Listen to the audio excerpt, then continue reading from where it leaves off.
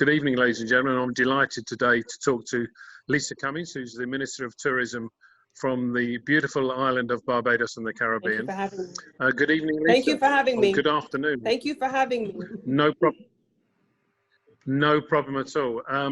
Lisa, your rules and regulations about who you would want to come into the country and who you don't want to come into the country have changed a little bit recently and may have caused a little confusion. I wonder if you could clarify for us. If I was to get on an aeroplane tomorrow and come to Barbados, would you welcome me with open arms? Well, I think that we have a long history of welcoming all British visitors with open arms to Barbados. So the short answer to that would very much be yes. Come on over to Barbados. We're happy to welcome you. I happen to know that you're on a golf course here, and we have some of the best golf courses still here in Barbados, and you're welcome to come and interview people like me, as you said, from all golf courses here in Barbados.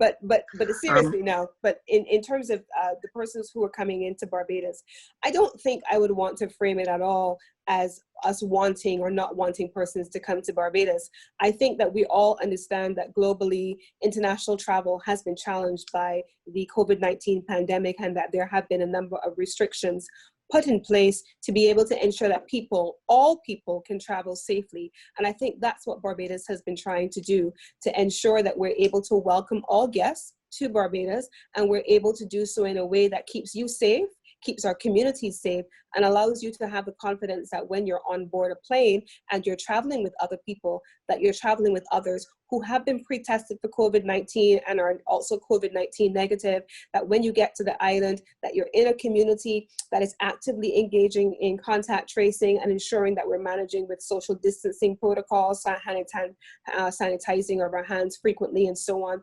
And that when you're here, if you have had an opportunity since your first test to being exposed, especially in high-risk jurisdictions where there's a high rate of infection and you're having surges, that you have an opportunity to have a second test to ensure that within that 5-day range where you could become infectious again or having been exposed to the virus, that you are able to confirm that I'm still good, I'm still clear, I'm still happy and healthy, and I'm free to enjoy my vacation in safe Barbados. And I say safe 3 times because that's what we have been focusing on, making sure that we keep everyone safe.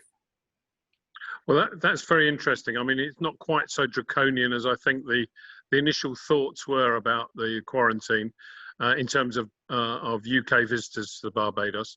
Do you think that the island will benefit from this regime once we get through this, and I'm sure we will, science will come to our rescue at some point in the near future. Do you think that the Barbados and indeed the greater Caribbean community will benefit from the fact that the whole area really has done exceptionally well in reducing and restricting the numbers of COVID virus patients? I think absolutely. I think it's very much one of the key stories that we're going to be very proud of in time to come, and we already are. We are small islands and we're always challenged by resources, yet with the limited resources available to us, we have managed successfully to keep our COVID-19 infection rates low. We've also managed to be able to keep our death rates also low. And I think that for Barbados is a source of great pride in terms of our health officials and the work that they have done in keeping people safe. What we've also been able to see is that 99%, if not higher, of all of our COVID cases have been either imported or they have been captured at the border. And so we're able to ensure that when people come and they travel, that you are able to be tested on arrival within a time frame shortly after you have landed on the island, that we're able to say to you whether or not someone who has been in proximity to you has in fact subsequently also tested positive, and what that means for you in terms of making sure that you yourself get retested and you're safe and you don't have any interruptions in your plans for travel. And also that we're able to ensure that our health officials, most importantly, are able to keep in touch with all visitors to the island and monitor your well-being. I think all those things when combined will very much add value to what Barbados has already done in terms of our infection rates staying low, and also continuing to build confidence in a travel market that, quite frankly, has been really rattled by COVID-19 and all of the fear, rightfully so, associated with travel in the middle of a global pandemic. Good. Now, there are other forms of if you like, safety and a feeling and a warm safety blanket that tourists could have in terms of global certification, and this is a safe place to go. Where do Barbados stand on that? Well, so far, Barbados, in terms of risk categorizations, I think that's really a great question. Barbados has continued to be a low risk category, low risk travel jurisdiction. And why is that? That is because of the measures that have been put in place. And that has been because we have ensured that we're following the World Health Organization recommendations. Here in the Americas, in the Caribbean, we follow the representative of the WHO, which is a Pan-American health organization. And we also have been working extremely closely with CARPHA, that is our regional body in the CARICOM region. And all three combined have been driven by all of the relevant international certifications.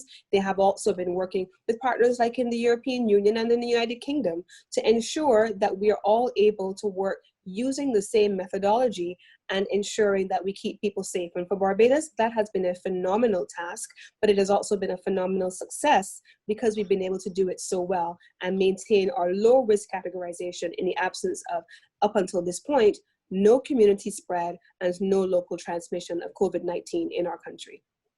Now, I'm assuming that the methodology and the protocols applied to UK visitors are also applied for visitors from North America and from other countries outside CARICOM.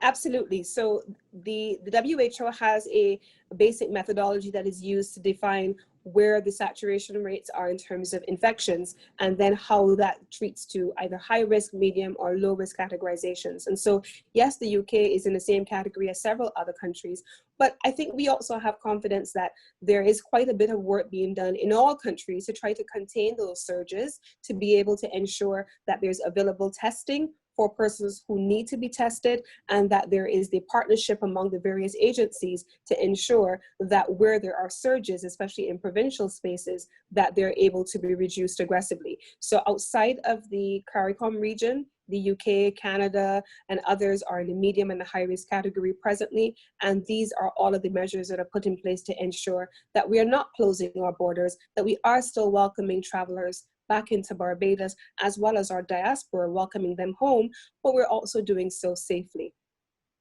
Now, the relationship, the historical relationship, the sporting, but dare I say, even the humour relationship between Brits and Bajans has been long-standing and still fantastic.